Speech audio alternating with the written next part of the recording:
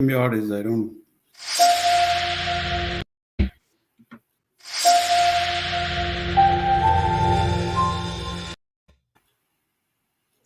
Hello, everybody. My name is Gary Fowler, and it's great to be here one more time for the next edition of the Founders Report with Gary Fowler.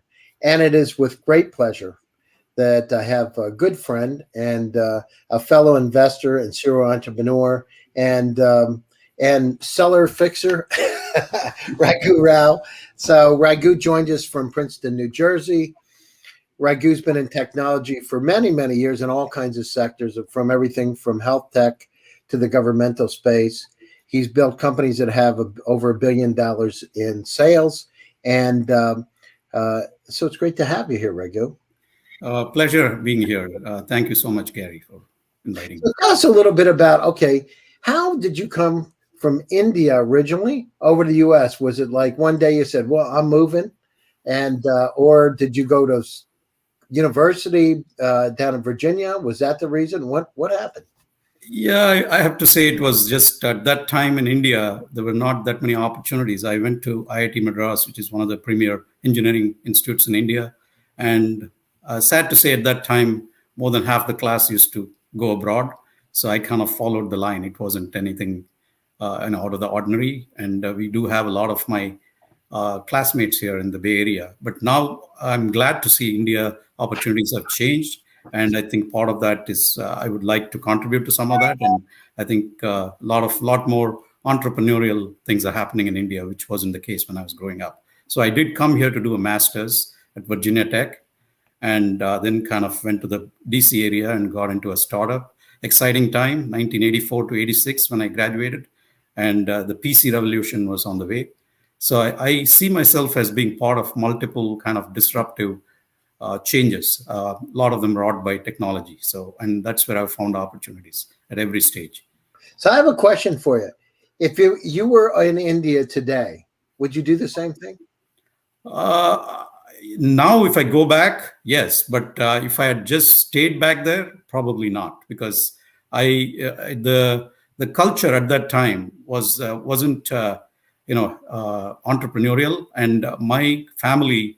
I'm the first entrepreneur. Well, maybe my brother was doing some kind of reselling of chemicals and things like that. So yeah, he's probably the first business person in the family. But in terms of actually doing something from scratch, I think I'm the first. So it was more because I came here that I got into the kind of entrepreneurial spirit. Would you do it again, though? Would you come here again if you're based on where India is today? Would you make that same quantum leap forward, or would you stay in India? I think I'm not so much tied to particular geography as much as I think it's more about values and principles and also the being a contributor. I think yes, wherever I can find a place that I can be a contributor, I'm happy to go there. No, the great answer. Now I understand directly. I lived in Russia myself for almost 14 years. So, going back and forth and feeling it's almost like an Indiana Jones experience. It's like exploring every day. Very, very interesting. So a little bit about, so you started your company. You've had multiple companies, Raghu. You're involved in multiple startups. So tell us a little bit about how you got into the governmental space and the company, how you grew the business to over $1 billion in sales and then sold it. How did that happen? It was, I have to give credit to my wife who, encouraged me to go out and become a consultant after that first job that I had in the startup, which was great. But we got to work from home. This is back in the, late 80s and early 90s. And we were very comfortable. One of my colleagues, unfortunately, passed away due to cancer, and that kind of woke me up. And I decided, let me go out and do some consulting. So as soon as I quit my job and started consulting, I set up a company just to do the consulting services. But I had 3 offers, one from Hearst New Media in New York for building their web technology, all their magazines, like a content management system. I had Boeing as a client because Boeing, I had done their CD-ROM version of their plain parts manuals. They wanted to move it to the web. So I got them as a direct client. I hired my boss and two of my colleagues. So I was in business. So 2 or 3 contracts I got right away. So then I said, yeah, I must be doing something right. So I rode the kind of the .com wave. We did some exciting things, including building a power navigator, which is like a power trading application before the days went wrong. So lots of things, and then the .com bust happened. And the bust kind of, I lost 2/3 of my clients, and I was forced to pivot somewhere. And since I was in the DC area, I pivoted into the federal government space, what we call Beltway bandits. So that's how I started in the government space. The company I founded in the mid-90s was called InfoZen. And I was lucky to be invited to be part of launching what they call search.gov, which is a search engine for the citizen to deal with the government, kind of all aspects of the government without having to know how it's organized. So it was the Clinton administration legacy project. So we came in and my company did the design, and we launched it in 3 months. This was in 2000. By September 1st, it was launched. And now it has evolved. We have been part of that initially from search. It went to content management, CRM, and then all kinds of eGov initiatives. And now it is called USA.gov, which you can see has hundreds of subsites under it. Wow, that's amazing. How was it dealing with the government? Was it easy? Was it hard? Because, you always hear about dealing with the federal government, that it's all about red tape. And how do you go through that? How do you create a company in the federal government? And you're smiling a little bit. So. Yeah, it's I think, serendipitous. Most of my successes have been, I would say, more serendipity than any planning. It just happened, like I said, this opportunity for USA.gov came, so which got me kind of tied into the .com that was happening, in skunkworks.com within the government when the bust happened commercially, right? And it got me into the right place where a kind of disruptive technology was happening, as opposed to the kind of traditional government business, which has more of those red tapes. So I think there are 2 aspects to government, right? The procurement, there is all these federal acquisition regulations of FAR and all that. So that's one part. So you not only have to sell your product services to your buyer, who is like in the program person, right? But also you have to be, how to play in the contracting game, the acquisition regulations. So there is, for small businesses, there is a lot of opportunity. You have to utilize it. So I got certification, what is called minority, certification, minority small business, which actually I did not really use, but it is one opportunity to go and knock on doors because you have a hunting license. But we did use a small business designation.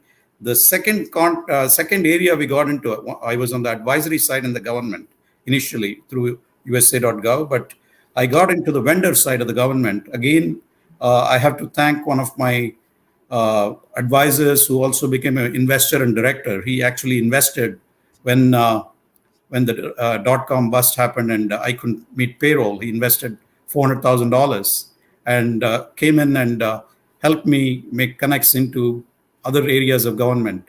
One of them was after 9/11, when the Patriot Act was formed, everything was crazy, and they wanted to first. Something, Raghu, I remember March 2000, we were going to do an IPO in June, right? So we had an IPO set for Click Software. So where were you on 9/11? Do you remember? Yeah, I was in California. It was like 5:45 in the morning, and I'm sitting at my place in San Jose, and I see this thing on TV. I had the news on. I see these planes at the building. I thought, I must have a bad movie on. This must be like a Bruce Willis thing. Yeah, I was in Philadelphia. I had to go and meet somebody, and the meeting got canceled, and I drove back, and I was just listening to the radio. It was pretty crazy. So unfortunately, when these events happen, you have to look at it. There is also opportunities that come with it, just like with the pandemic now. So one of the opportunities that came was I was part of a task force called Foreign Terrorist Tracking Task Force, which asked for task force. Yeah, so to basically screen flight training candidates, because many 9/11 hijackers came in to the US through that as flight trainees. So we built a system which is based on AI, neural networks, statistical modeling, data science now, and rules engine, what we call RPA now. So it was kind of, I'm pretty amazed that we had the right talent in my company and we were able to stand it up. And within 6 weeks, we had this system which was able to screen and find many of the hijackers. So this was done for FAA. Screen and find? So you actually found them? Well, we had to build a model to show that we can. It's kind of like the training, right? We have to train the models. I see. I be able to find our reference data. We didn't have a lot of data, right? Because we had to generate our own data, and we had to use public and private databases. We used something called Airman's Directory, which is a directory of all kind of commercial pilots taking their training, things like that. We had to find the right databases and data sets to screen out the good guys and identify the black guys, bad guys, the blacklists and things like that, right? So we were able to do that successfully. FAA liked it, and then when TSA was formed, it became TSA's screening platform, and Lockheed Martin was running that.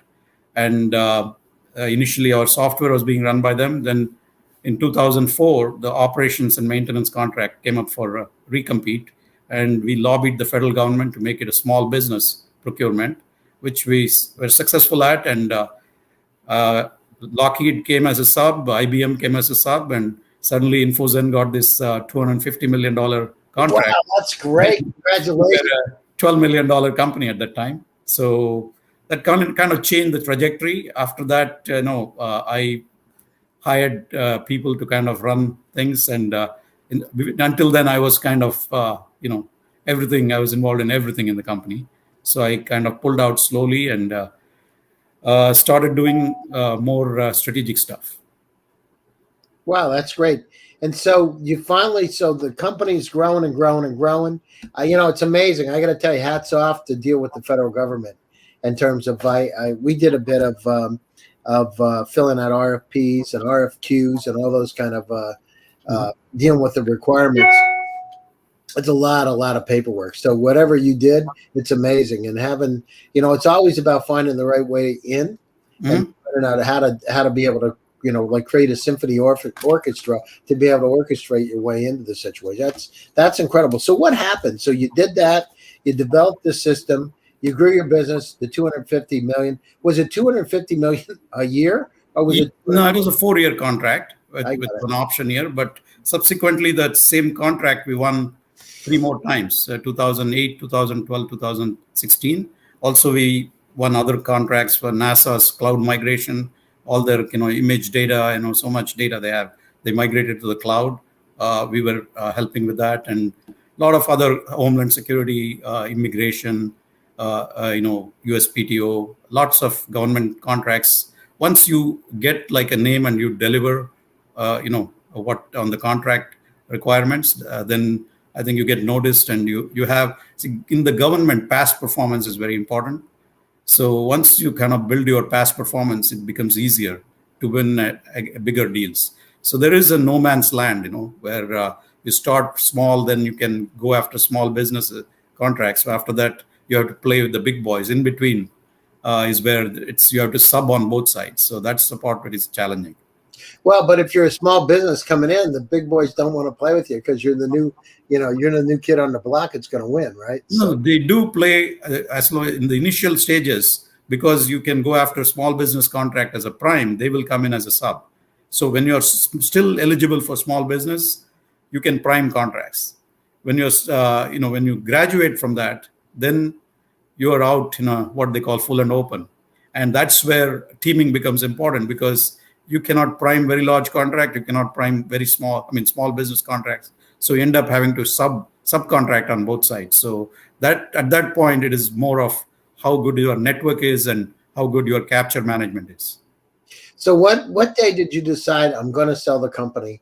I've done this. It's grown. I've had these, $1 billion+ worth of sales. What did you get up one day and say, to your wife, I think it's about time? Let's move on. No, it really happened in two steps. I got out of majority role in 2008 because I wanted to, focus on other things because it became a TSA company, more or less. Kind of top secret, SCI cleared. It's a very one-dimensional, and at that point, I like to be in the entrepreneurial early stage where creativity is happening. So I moved to Princeton area in 2008, and I've been helping. I invested in a bunch of startups and continued the journey. So while I was remotely involved, just strategy. It sounds like you had the right kind of foundation. Having a company that's got $1 billion plus. You said what, $1.5 billion or so in sales, right? Over the period. Pretty much over for about 16 years. So. Wow, that's congratulations.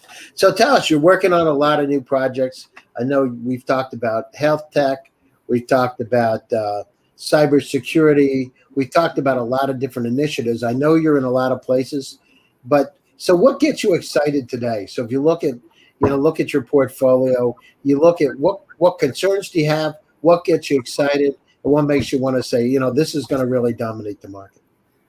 I look for disruption, but at the same time, in terms of risk, I'm looking for somewhat de-risked opportunity in that there is already a product in place and there is a need that I can perceive. Maybe it is not yet fully expressed. So a lot of the companies I get involved with are first movers to some extent. It's just like that screening platform. I mean, it just happened, right? There was nothing like that, and there was no content management before I went to when we did the Hearst publishing stuff. So so I look for de-risked impact opportunities. I'm looking for opportunities which can impact the largest number of people. That's why I got more into biotech, and I'm trying to get more into ESG space. But in biotech, I mean, after I'm involved in one startup which is doing targeted delivery of cancer drugs to the tumors. And as you know, we know how to kill cancer cells, but what happens is you also kill the good cells. So targeting it to the tumor is the most important thing, because then the patient can survive for a long time, right? So this platform, this company Sonnet, has a platform to do that.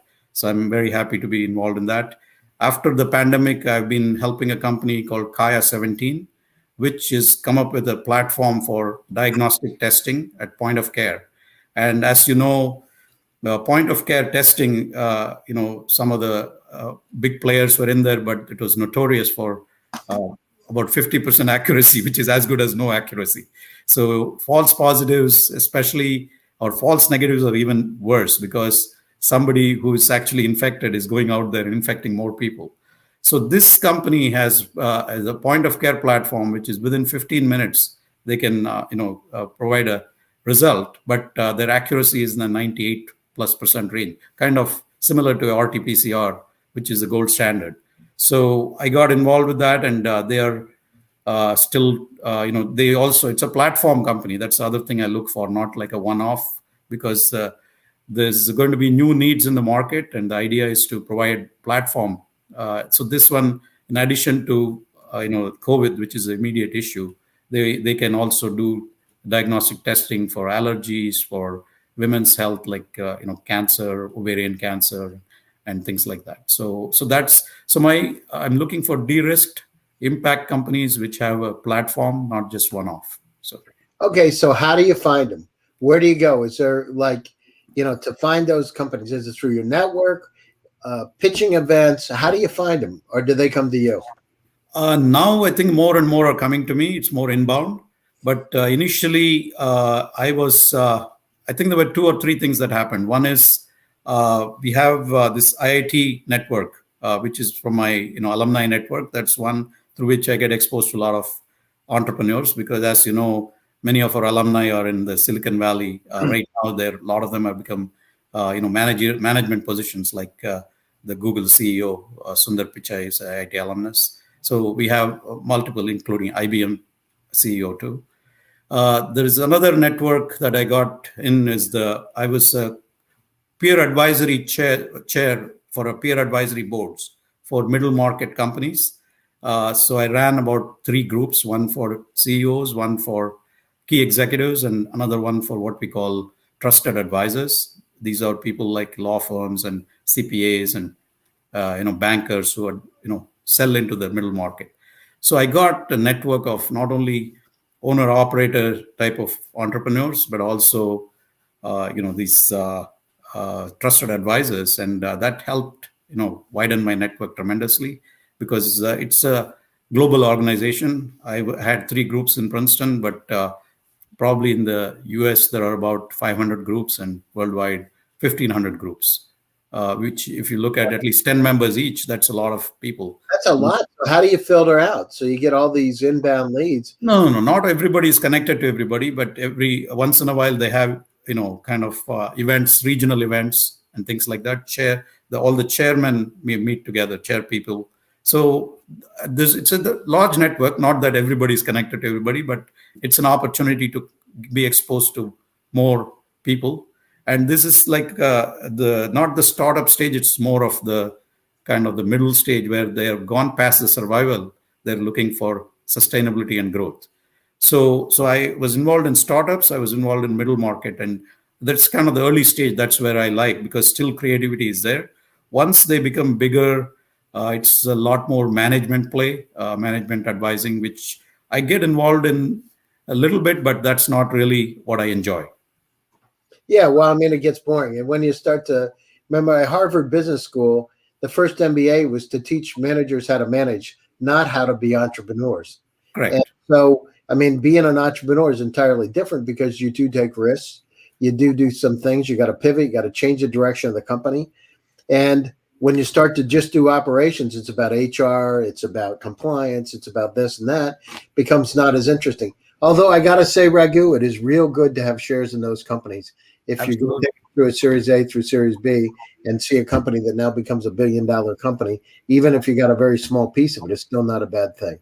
Yeah, I think it's the kind of leadership that you need, depending on the stage of the company, is different. Some people can evolve and grow it all the way, but most people will require to bring in professional managers, or at least they have to have a team that can address all kinds of different aspects, because it's impossible to grow a company with just one person micromanaging it. And that's where companies fail too, because they get micromanaged to death. They get to the point where they can't do anything. They get their hands tied, and they can't really do stuff. So no, I hear you. So tell me a little bit. So you're working on a company. You're into cybersecurity. We were talking a little bit about SplitByte and some of the initiatives you have there. This is and full disclosure, I know SplitByte. It's a great company. I know Arvin, and I love it, because cybersecurity is a big problem today. I mean, we see these ransomware attacks, and they're getting worse, right? It's not getting any better. And it's not only individuals, but companies, public utilities are now being targeted. So tell us a little bit about what you see in that market and some of your initiatives in that area. Well, see, cybersecurity, I've been in cybersecurity since 2000. As you know, this TSA screening platform, that was for security, but, using cyber technology. So you can call it cybersecurity. You're the godfather of cybersecurity. Yeah, I've been in it for a while. Then in 2010, I invested in a company called Viz Nucleus, which is in what we call OT, operational technology security, critical infrastructure. What they do is they have a screening platform for screening nuclear power plants, their cybersecurity vulnerabilities. So I've been exposed to that, and so when Arvind came, he's from the same alumni of IIT as well, and I met him through that network.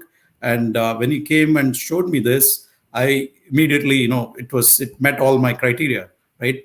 So this was in 2017. Amazing technology, has worldwide global opportunities, and it was developed enough that it was ready to launch, right? So I told him, though, that he had to be all in, leave his full-time job and come in, then I can help him. He did that only in 2019, and that's when I got involved. So cybersecurity, as you know, now ransomware is actually increased the cost of the cyber security, not having the right cyber security protection. But it has been a problem which has been growing. The whole cyber attacks, but now it's become more sophisticated, and the pandemic really showed it in the worst light, because everybody had to work remotely, and so people were able to exploit things a lot more. But like any kind of these kind of things create opportunity. So I think there has been an acceleration of solutions for cybersecurity. Of course, the bad actors will keep learning, but the trick is to keep moving forward and keep them behind, and keep innovating. So innovation is another one I look for in companies. Absolutely.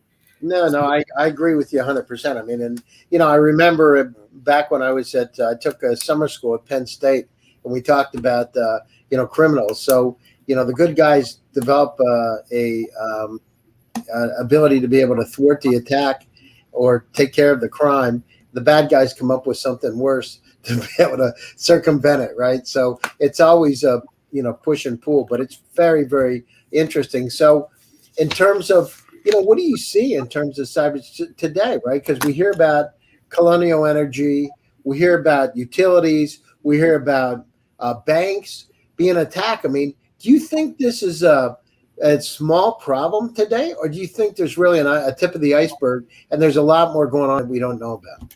No, I think the cybersecurity is deserving the attention it deserves today, because it's come to the forefront, because it's become an existential problem for all companies, small, large, governments, everybody.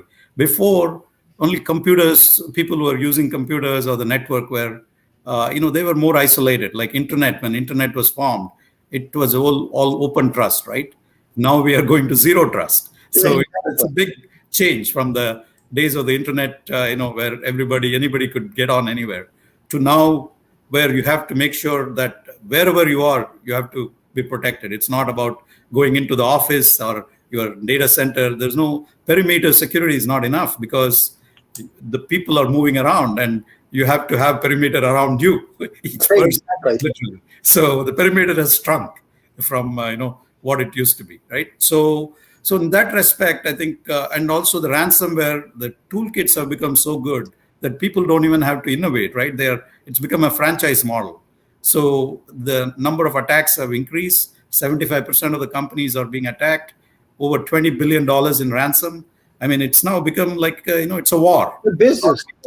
Yeah, it's a business, but it's with the bad actors. It's a war against the businesses and government, right? So it is something that is really existential problem at this point. That's why President Joe Biden has now come out with the executive order, right, about how to including even small businesses. Before, only the big boys used to have a cybersecurity program, but now everyone has to have it, because I know my friend's company got hacked, and they were down for a week.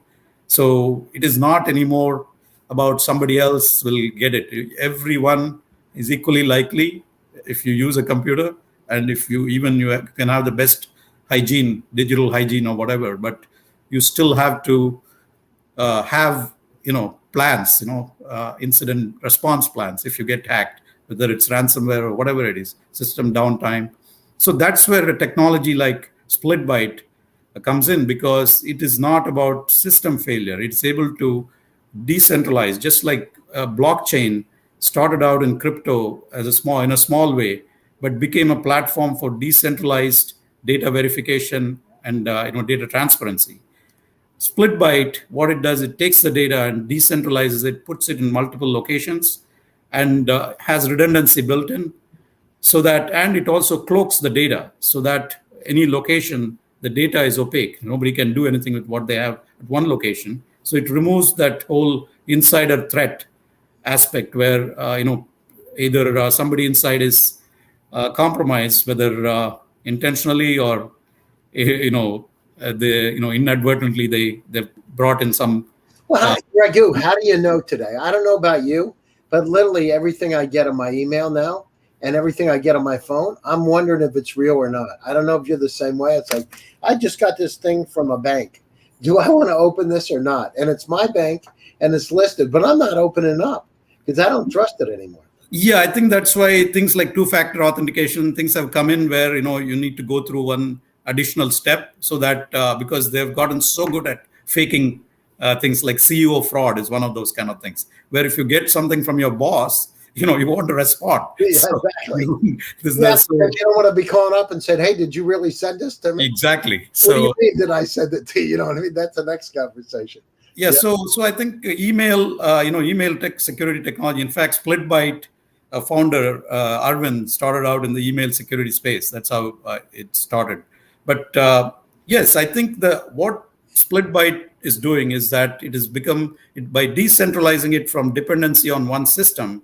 It's future proofing your data, because whether the system, I mean, there are going to be there are current vulnerabilities, there are going to be future vulnerabilities, like quantum hacking, right? Quantum attacks, it's become current in some cases where people have really large systems, mostly state actors, but in another 3-4 years it will become commonplace. Everybody can have a quantum computer to attack. Something good happens then. Right. Yes. So I think the idea is to remove the single point of failure in a system by distributing the risk to multiple locations. But not only that, you're protecting the data by cloaking it. So this is called verifiable secret sharing. So the idea is you need to go to multiple systems, get the data back, and then be able to reconstruct it using some algorithm which we can make it configurable and make it as difficult or as easy as people want. So essentially, it's a configurable way to decentralize and tuck things away into the cloud, and then depending on the type of data you have, you choose different types of redundancy or storage. Whether it's Glacier storage, which is cheaper, or whether it's something that it will be required in a production on a all the time. So it's really a very configurable platform is what I would say. Just like blockchain, see, initially people thought it was just all about cryptocurrency, but blockchain is now not just about cryptocurrency. It's a platform for data transparency anywhere, and there is private blockchain, which allows you to so that everything is not public, right? So similarly, I think SplitByte has that framework. It can be used for protecting data, but all kinds of data, whether it is end of life data, which needs to be deleted, but you still want to be able to pull it back for the right reason, or it's highly sensitive data that you need to really only allow it to be visible to very few players so it can be configured for all types of data and all types of industries. No, that's great, and it's a growing problem. So we're coming up to the top of the hour. Raghu, closing thoughts, and how do people get a hold of you if they're interested in SplitByte or presenting a startup to you? How do they get a hold of you? So closing thoughts, and how do they get a hold of you? Yeah, best way to reach me is on LinkedIn. I'm at Raghu S. Rao on LinkedIn. And you can, if you search on Raghu and SplitByte, probably you'll find it as well. Yeah, I would love to hear from anybody, who's, I'm looking for, as I said, disruptive impact and, opportunities with and the team is extremely important. Team that is motivated to take it through, not about a quick win, but to kind of stay in and take it all the way and believe in that, their product and technology. So in terms of closing thoughts, I really think that there is no limit to what technology can do. It can play just like we have Peter Diamandis says, right? Technology, it's abundance. Technology is what makes abundance possible. Just like now everybody has a cell phone, so you can talk to anybody anywhere in the world, right? And so I think technology can make that happen, but technology can also get into bad actors' hands. So it's about balance of how you use the technology. So I think it's not, technology is everywhere now. It's not anymore about fintech. I think the tech word needs to go away. Everything has technology right now, right? So it is all about how we employ it, and that's, I think, business ethics is very important, which is needs to be part of everybody, whether they are going through a regular MBA program or it needs to be taught in high schools, or so that the ethics is very important, because especially with AI, the bias in training can completely throw off, and it's not like deterministic programming where you can actually go and find why something didn't work. Here it's like if you just train it with the wrong data, it's going to do stuff, and there's no easy way to figure out whether how it went wrong, right? So I think it's extremely important to have I think you are working in this space, right? Emotional AI and ethical AI. I think that is extremely important as a next step. And other thing is, from a health perspective, longevity perspective, precision medicine, I think we have a lot of opportunities. Nutrition. So I think it's a very wide landscape of opportunities, global, because the pandemic has leveled the playing field somewhat. And so I think I'm happy to engage with entrepreneurs to help them along, whatever I can help, where I can create value. And how do people get a hold of you? LinkedIn is the best way, Raghu S. Rao, or you can send me email at raghus@gmail.com. Thanks, Raghu. I really appreciate it. And thanks to my audience for attending another edition of the Founders Report with Gary Fowler, and I'm your host. As Raghu said, this world has changed, the digital transformation's upon us. Barriers are being broken down. Opportunities have come out of the woodwork. It's a matter of getting smart, staying safe, staying healthy, and moving forward. And always remember, get shit done, because when it's all said and done, it's about execution. Again, my name's Gary Fowler. I'm your host. Thank you to the entire VCTV team, Hazmek, and the rest of the team for making the Founders Report possible. Tune in again. We'll be back in 2 weeks. And if you get a chance, in about half an hour, I have John, who just sold his company to Zoom for $15 billion. I'll be doing another podcast. Tune in. So take care of your stuff. Stay happy. And it's good to see you. Good to see you, Raghu. Thank you so much. I really appreciate it. Bye, everybody. Bye.